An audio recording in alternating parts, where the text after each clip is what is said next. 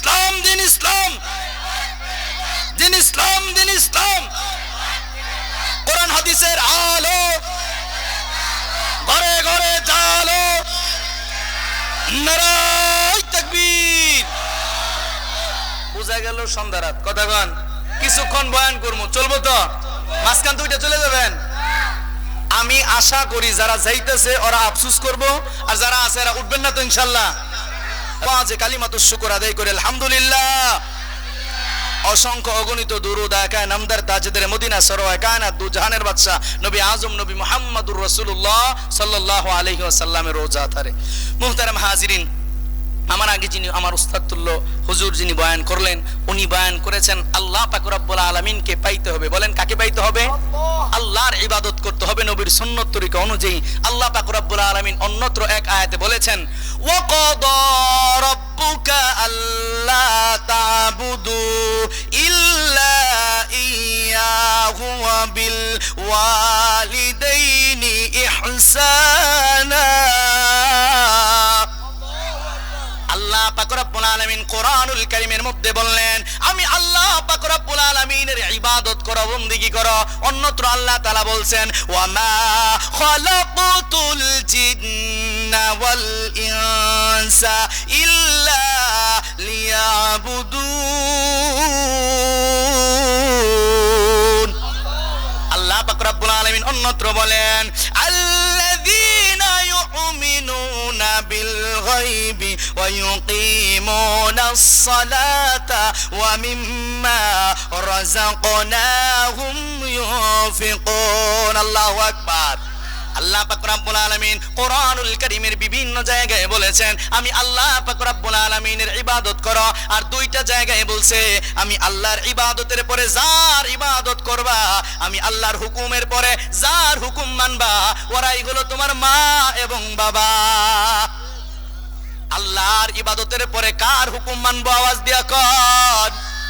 আল্লাহ পাক রব্বুল আলামিন কোরআনুল কারীমের মধ্যে মা বাবাকে সম্মানে সম্মানিত করলেন। চলেন নবীর হাদিসের মধ্যে যায়, নবী করিম সাল্লাল্লাহু আলাইহি ওয়াসাল্লাম হাদিসে পাকের মধ্যে বলেন, হুমা জান্নাতুকা ওয়া নারুকা।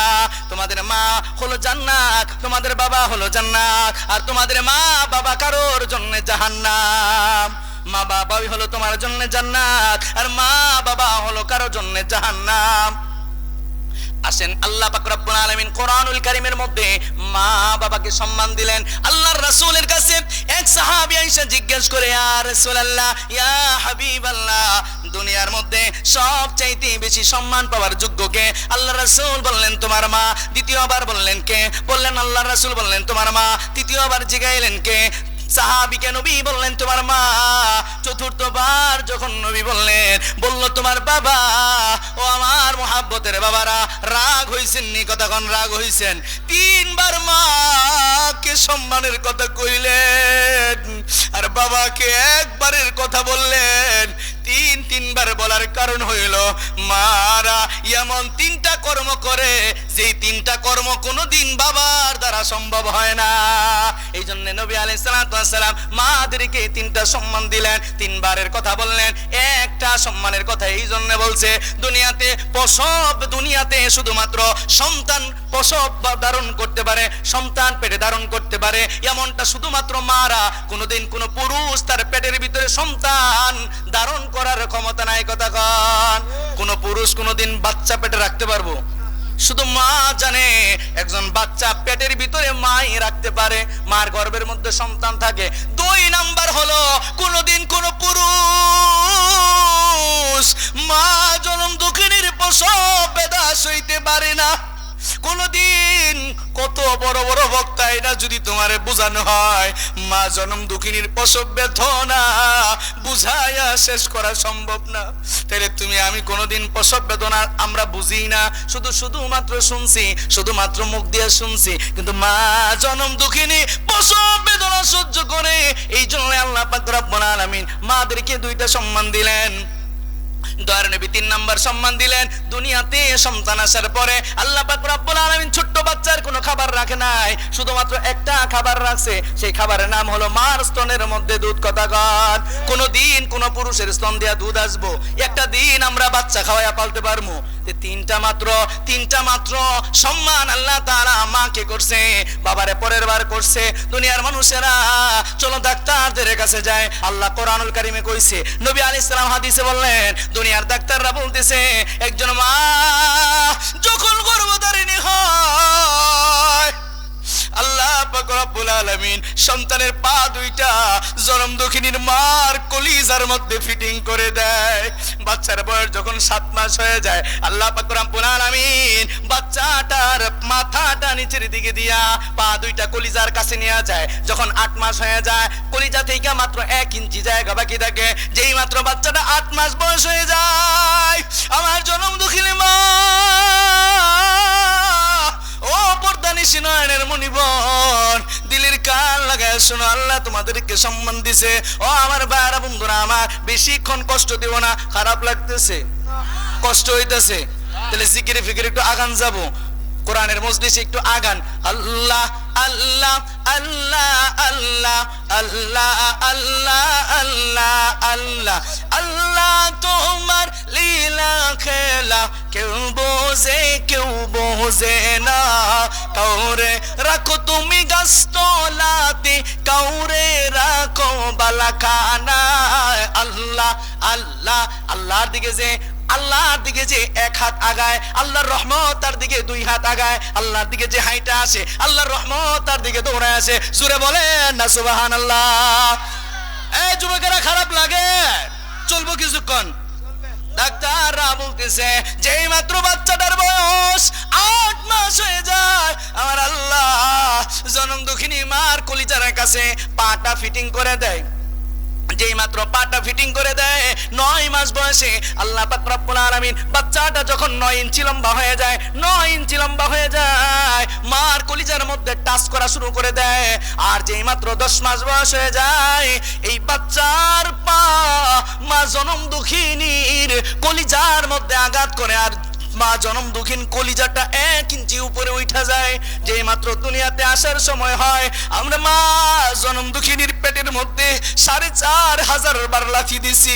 ডাক্তাররা বলতেছে এই 4,500 বার লাথির মধ্যে 3টা লাথি এত ভয়ঙ্কর কোন মা সইতে পারে না, মারা যায়, চিরতরে ঘুমায় যায়।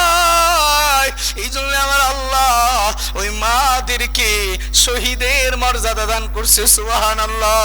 প্রসব বেদনা করতে যাইয়া, দুনিয়াতে সন্তান ভূমিষ্ঠ করতে যাইয়া কোন মা যদি মারা যায় তাহলে ওই মার জন্য আল্লাহ জান্নাতের দরজা খুলে দেয়।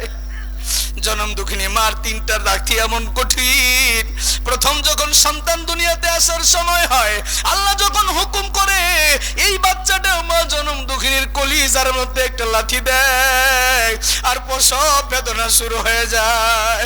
মা জনম দুঃখিনী দাঁতের মধ্যে কামড় দিয়া প্রসব বেদনা সহ্য করে আর পারাপতি মহিলাদেরকে বলতে থাকে এই বুঝি আমি দুনিয়া থেকে চলে যাব, আর বাঁচবো না।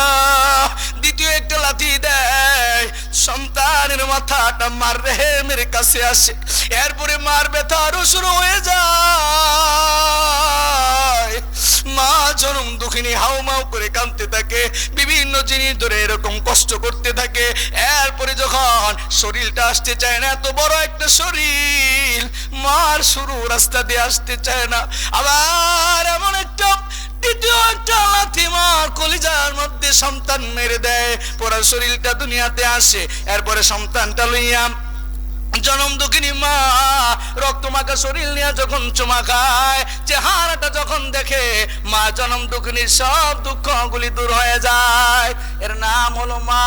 আল্লাহ নবী বলছে কেউ যদি মা জনম দুঃখিনীর দিকে হাসি মুখে তাকাইয়া তাদেরকে যদি মাত্র হাসি মুখে তাকায় জিজ্ঞেস করে সালাম দেয়, আমার আল্লাহ কবুল হজের সওয়াব দিয়া দেয়।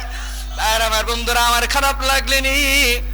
মা জনম দুঃখিনীর কষ্টের কথা বলি, মা জনম দুঃখিনীকে আল্লাহ তাআলা ইবাদত করার কথা বলছে, মার কথা শোনার কথা বলছে, মার খেদমত করার কথা কে বলছে?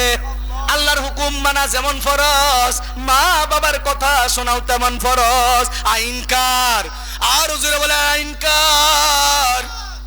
আল্লাহর নবীর সাহাবী বলে, ইয়া রাসূলুল্লাহ, ইয়া হাবিবাল্লাহ, কেউ যদি দিনে 70 বার মার দিকে মুস্কি হাসি তাকায়, তাহলে আল্লাহকে 70টা হজের সওয়াব দিবনি? বলে হ্যাঁ, 70টা হজের সওয়াব। তাহলে মা বাবার দিকে হাসি মুখে তাকাইলে হজের সওয়াব পাওয়া যায়। কিন্তু যদি মা বাবারে কেউ কষ্ট দেয়, তাহলে ওর 40 বছরের ইবাদত আর হজ কবুল হয় না। আল্লাহ পাক রব্বুল আলামিনের এক ওলি, বলবো একটু বলবো, আল্লাহ পাক রব্বুল আলামিনের একজন ওলি মালিক ইবনে দিনার রাহমাতুল্লাহি আলাইহি, আল্লাহর অনেক বড় একজন ওলি হজ করতে গেছে, হজের কাজকর্ম করতেছে, হঠাৎ একদিন ঘুমায় গেছে। ঘুমায় আমার আল্লাহর স্বপ্ন দেখে বলেন আল্লাহু আকবার। আমার আল্লাহর স্বপ্ন দেখে, আল্লাহর স্বপ্ন দেখা আল্লাহ তারে জিগায়, ওগো আল্লাহ, এইবার যারা যারা হজ করছে এদের কাদের মধ্যে হজ কবুল হইছে, কাদের হজ কবুল হইছে না আমার একটু জানায় দাও। হযরত মালিক ইবনে দিনার আল্লাহ বলতেছে, এই মালিক ইবনে দিনার, আমি আল্লাহ পাক রব্বুল আলামিন সবার হজ কবুল করছি, কিন্তু একজনের হজ কবুল করি নাই। মালিক ইবনে দিনার রাহমাতুল্লাহি আলাইহি দুই চোখের পানি গুলি ছেড়ে দিয়া স্বপ্নের মাধ্যমে আল্লাহকে জিজ্ঞেস করে, আল্লাহ, ওই হজ যার কবুল হয়েছে না এটা মনে হয় আমি মালিক। আল্লাহ বলে না না না, তাহলে আল্লাহ কেরা আমার একটু জানায় দাও, কার হজ কবুল হয় নাই, কিসের জন্য হজ কবুল হয় নাই? আল্লাহ পাক রব্বুল আলামিন বলে, যাও মক্কার কাছে গিয়া মানুষদেরকে জিজ্ঞেস করো, মুহাম্মদ ইবনে সমরকন্দি কেউ আসেনি, মুহাম্মদ ইবনে হারুন সমরকন্দি নামে কোন ব্যক্তি আসেনি, আমি ওই ব্যক্তির হজ কবুল করি নাই। নাম কি কইছি? যেই যুবক নাম কইতে পারবো, প্রশ্ন করবো, উত্তর দিতে পারলে আমি পুরস্কার দিব। গতবার দিছি না এই জায়গায়, কেউ জানেন আসিল কোন যুবক? পুরস্কার দিব, একটু মনে রাখেন।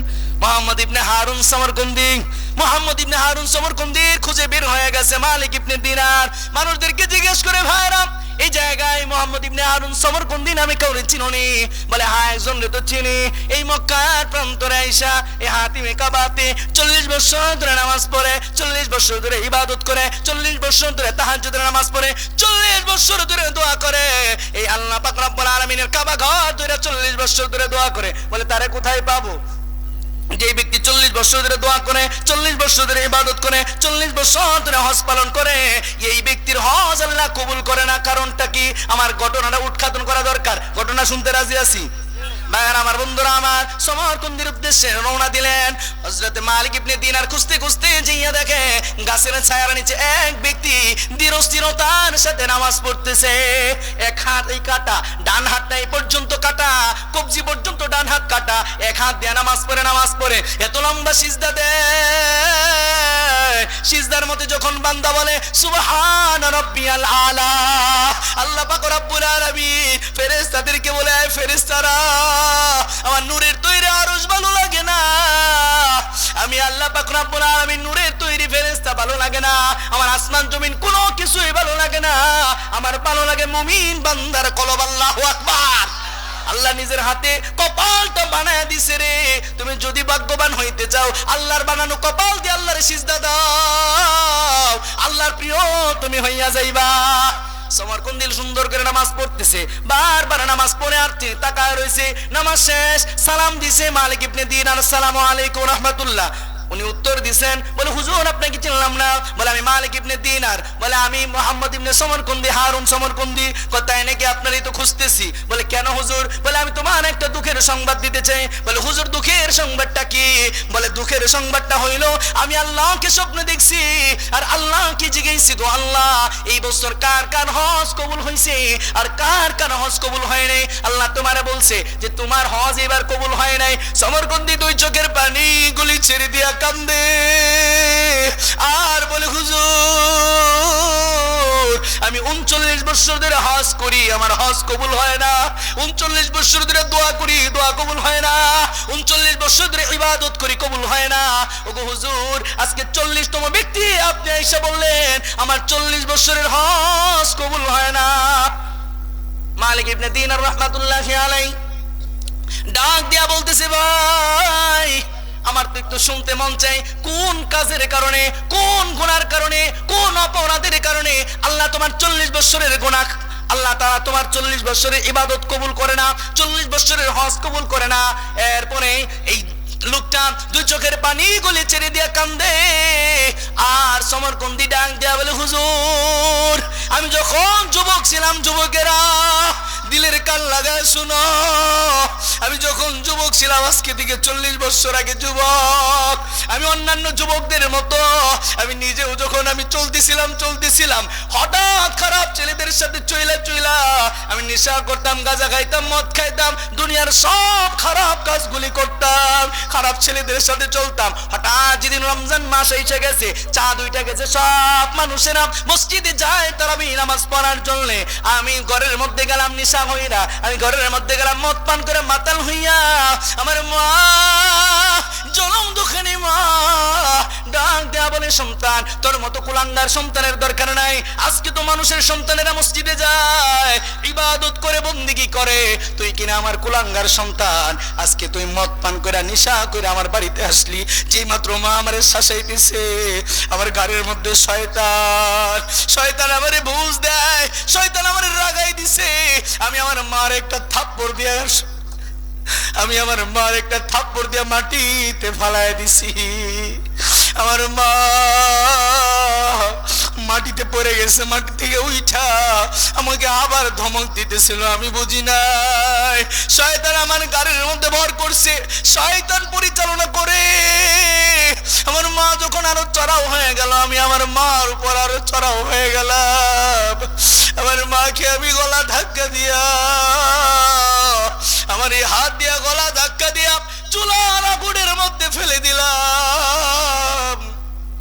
আমার মা চুলার আগুনের মধ্যে দাও দাও করে জ্বলতেছিল, আমি বুঝতে পারি নাই, নেশাগ্রস্ত ছিলাম।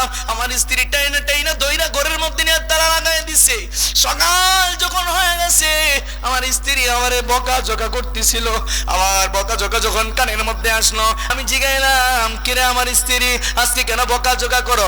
না না না, তোমার মতো স্বামীর ঘর আমি করব না। কেন রে করবি না? আমি কি করেছি? গত রাত্রে আপনি নেশা করে যখন বাড়িতে আসলেন, আপনার মা আপনাকে শাসন করতেছিল, কিন্তু আপনার মার শাসন আপনি শুনেন নাই। আপনার মারে গলা ধাক্কা দিয়ে আগুনের মধ্যে ফালাই দিছেন, আগুন আপনার মারে দাও দাও করে জ্বালাই দিছে। আমি একা কিছু করতে পারি নাই, শুই না আমি দৌড়ায় চুলার কাছে যেয়ে দেখি চুলার আগুনে আমার মা পুরে কয়লা হয়ে গেছে। যেই মাত্র আমার মা চুলার আগুনে কয়লা হয়ে গেছে, আমি কয়লাগুলি লইয়া জানাজা দিয়া, কাফন দিয়া, আমি নিজের হাতে মারে আমি জানাজা দিয়া কবরের মধ্যে রাখছি। আর আইসা আমি নিজের মনকে বুঝাইতে পারি না, নিজের ক্ষমা করতে পারি না, স্ত্রীর তালাক দিয়া আমি বনবাসে চলে আসছি। এরপরেও মন বুঝে না যে হাত দিয়ে আমার মাকে আমি আঘাত করেছি, বাম হাতে একটা কোরাল লইয়া ডান হাতের আমি কবজিটা কেটে ফেলে দিছি। যে হাত দিয়ে আঘাত করেছি, এই হাত আমি আর নিজের কাছে রাখবো না। এমন করতে করতে 40 বছর ধরে আমি মক্কাতে থাকি, 40 বছর ধরে ইবাদত করি, 40 বছর ধরে হজ করি, 40 বছর ধরে ইবাদত করি, তাহাজ্জুদ পড়ি, আমার আল্লাহ আমার ইবাদত কবুল করে না। বলেন 40 বছর কেন, সারা জিন্দেগি যদি কেউ ইবাদত করে মাকে কষ্ট দিয়া, আমার আল্লাহ ওই ইবাদত কবুল করে না। আল্লাহ বলে, বান্দারে, যেই বান্দা মাকে কষ্ট দেয়, যেই বান্দা, আল্লাহ আপনি বলতেছে, যেই বান্দা তার বাবাকে কষ্ট দেয়, আল্লাহর আরশ পর্যন্ত কাইপা যায়। আর যেই বান্দা মা বাবার খেদমত করে, আমার আল্লাহ ওই বান্দার দুনিয়া আখিরাত উভয় জগৎ সফল কাম করে দেয়। তাহলে যুবকেরা বলেন, মা বাবার খেদমত করা দরকার আছে না নাই? আর কোনদিন মা বাবারে কষ্ট দিব? একটু চোখটা বন্ধ করে দেখেন, কোন দিন জানি মা পরাণ পাখিটা যেন কোন দিন উড়ে যায়, আর কোনদিন মাকে মা বলে ডাকতে পারবো না। যদি মার সাথে কোনো বেয়াদবি করে থাকি, যুবক একটু দাঁড়ায় যা, আল্লাহর কাছে ক্ষমা চা, রাতে মার কাছে ক্ষমা চাইবা। আমি মারে বকা দিয়া অপরাধ করেছি, কষ্ট দিয়েছি, বাবার সাথে ব্যবহার খারাপ করেছি। সমরকন্দের মতো তুমি হতভাগা কপাল পোড়া হয় না। আল্লাহর একজন সাহাবী, আল্লাহর নবীর একজন সাহাবী আল্লাহর নবীর একজন সাহাবী মার কথার অবাধ্য হয়েছিল। মৃত্যুর সময় যখন মৃত্যু চলে আসছে, মুখ নড়তেছে কিন্তু কালেমা নসিব হয় না, মুখ নড়াচড়া করে কালেমা নসিব হয় না। হযরতে আলকামা রাদিয়াল্লাহু তাআলা আনহু মুখ থেকে কালেমা বের হয় না। মৃত্যু আইসা গেছে, মৃত্যু হবে হবে বাপ, খুব কষ্ট হইতেছে, জিহ্বা দিয়া কালেমা বের হয় না। আল্লাহর নবীর কাছে সাহাবীরা গেছে, ও নবী আল্লাহ, ও আল্লাহর নবী রাহমাতুল লিল আলামিন, আপনার সাহাবী আলকামা মৃত্যু সজ্জায় সজ্জিত, কিন্তু জিহ্বা দিয়া কালেমা তো বের হয় না। নবী দৌড়াইয়া গেছে, দৌড়ায় জানার পর চেহারা দেখা বুঝতে পারছে এত মার সাথে মনে হয় খারাপ আচরণ করেছে, না হয় কালেমা নসিব হয় না কেন। মাকে ডেকে আনছে, আপনার সন্তানকে যদি আপনি মাফ না করেন কালিমা নসিব হয় না, জাহান্নামী হবে। মা বলে আমি সন্তানকে মাফ করব না। আল্লাহ নবী বললেন সাহাবীরা লাকড়ি আনো, লাকড়ি এনে আগুন জ্বালাও, আগুনের মধ্যে আমি আলকামারে ফালাইয়া দিব। মা জনম দুঃখী রে। আল্লাহ নবীকে বলেন না ইয়া রাসূলুল্লাহ, আমার মা, আমি হলাম মার সন্তানের সামনে, মার সামনে সন্তানে আগুনে পোড়াবেন হইতে পারে না, আমি আমার ছেলেকে মাফ করে দিলাম।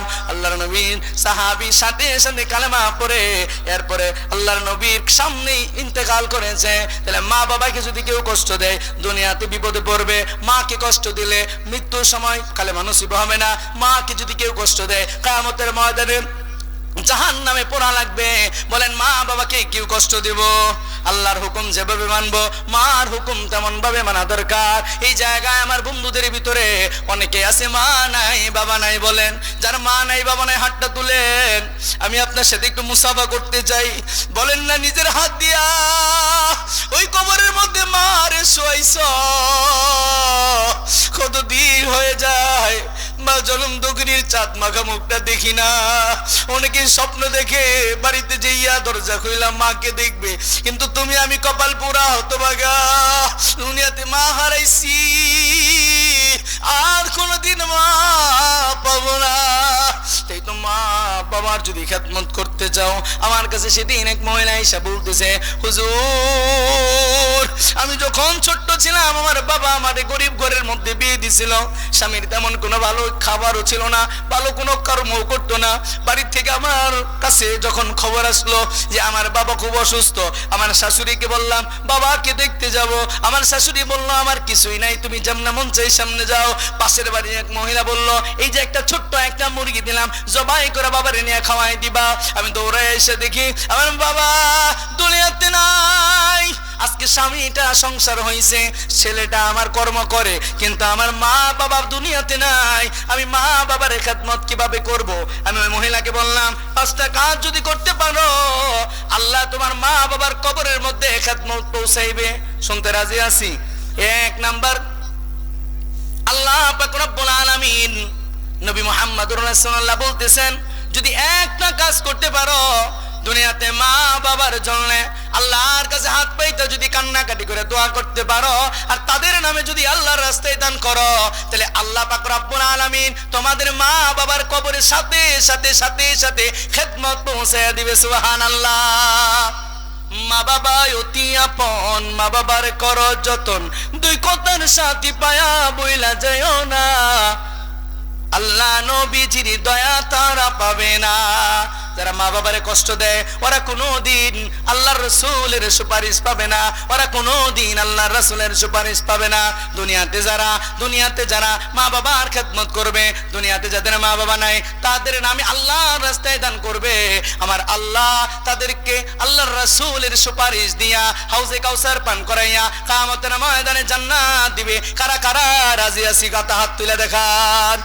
আমার আজ যাদের মা বাবা নাই দুনিয়াতে, যাদের আছে তো অমূল্য ধন, দিছে বন বুঝে মন কেড়ে নিতে কতক্ষণ, তোমার সামনে তোমার মা বাবা আছে, খেদমত করো, জান্নাতি হয়ে যাও, জান্নাতি হয়ে যাও, জান্নাতি হয়ে যাও। মা বাবার খেদমত করবা না জাহান্নামী হয়ে যাবা। আল্লাহর খেদমত যতই করো, মা বাবার খেদমত না করলে আল্লাহ পাক রব্বুল আলামিনের কিয়ামতের ময়দানে মা বাবা দাঁড়াইয়া বলবে সন্তান আমার খেদমত করে নাই।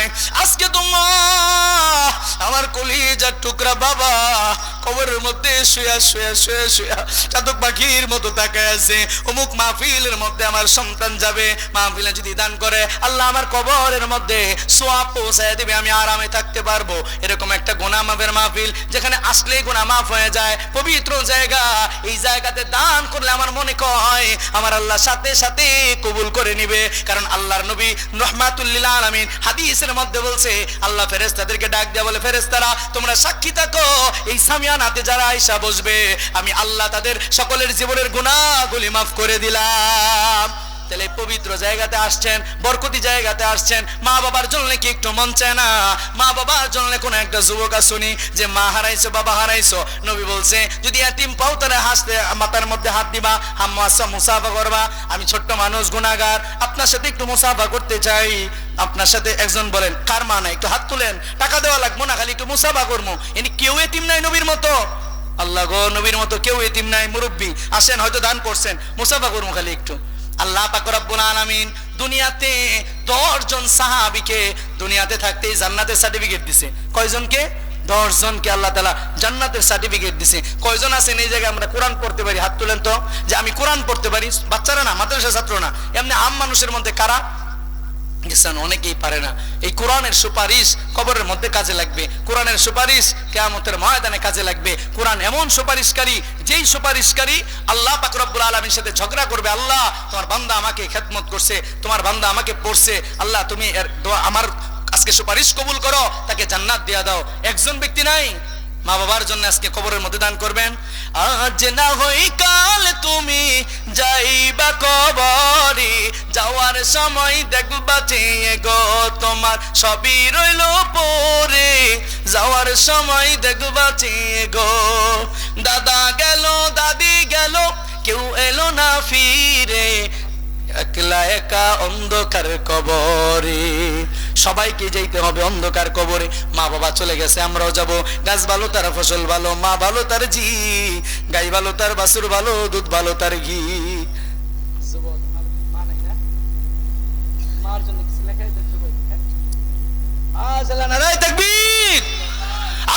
তোমার অনেক মহব্বতের বান্দা, টকবগে যুবক, জনম দুঃখিনী মা দুনিয়াতে নাই, মার কথা স্মরণ হইছে,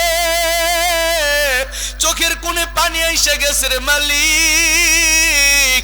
আজকের এই ময়দানে তোমার মহাব্বতের বান্দা মা জনম দুঃখিনীর কবরের জন্য 1500 টাকা লেখায় দিছে।